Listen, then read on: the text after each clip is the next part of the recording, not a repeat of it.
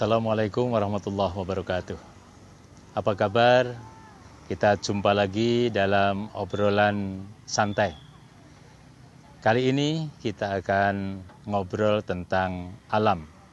Bahwa alam semesta ini diciptakan oleh Allah Subhanahu wa Ta'ala. Langit, bumi, dan segala macam yang ada di dalamnya adalah ciptaan Allah Subhanahu wa Ta'ala. Allah berfirman, Inna rabbakumullahu alladzi khalaqas samawati wal ard. Sesungguhnya Tuhanmu lah yang menciptakan langit dan bumi.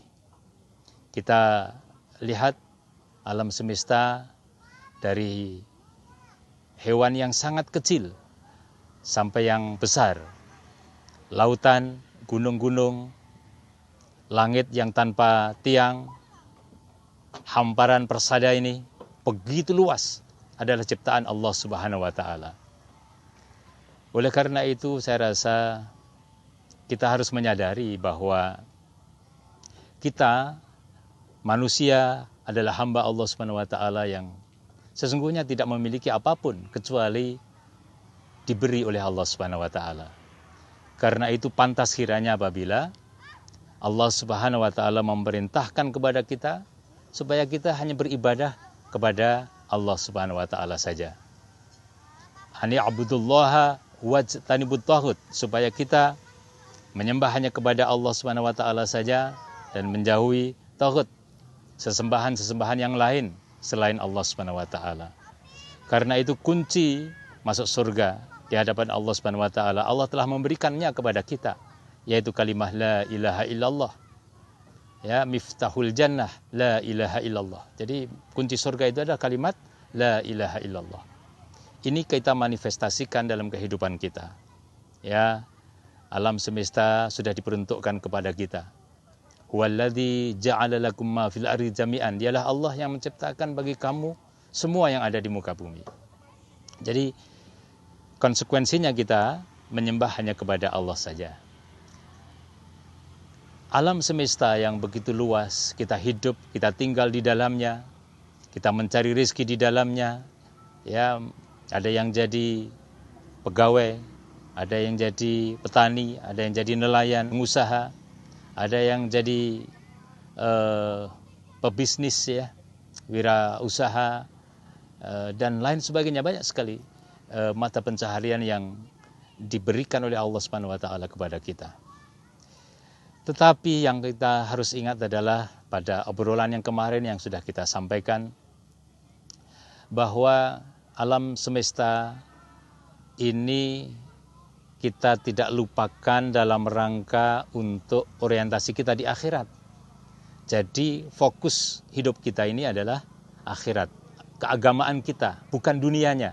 Dunia hanya sekedar beberapa waktu saja kita mampir. Hanya sekedar beberapa waktu saja kita hidup di dunia.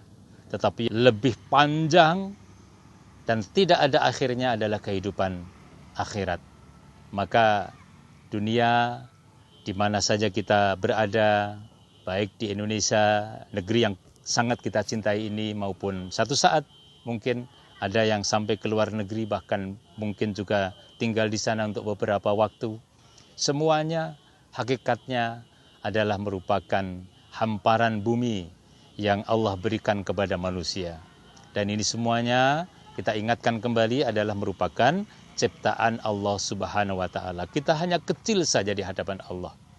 Tidak sesuatu pun yang kalau kita mau jujur, kita bisa memiliki kemampuan apapun di muka bumi ini, kecuali atas kehendak Allah Subhanahu wa Ta'ala yang Allah berikan kepada kita. Entah itu berupa ilmu, entah itu berupa kemampuan secara fisik, kemampuan secara finansial, semuanya adalah merupakan pemberian Allah Subhanahu wa Ta'ala. Sehingga karena itu hendaklah kita mengingat Allah.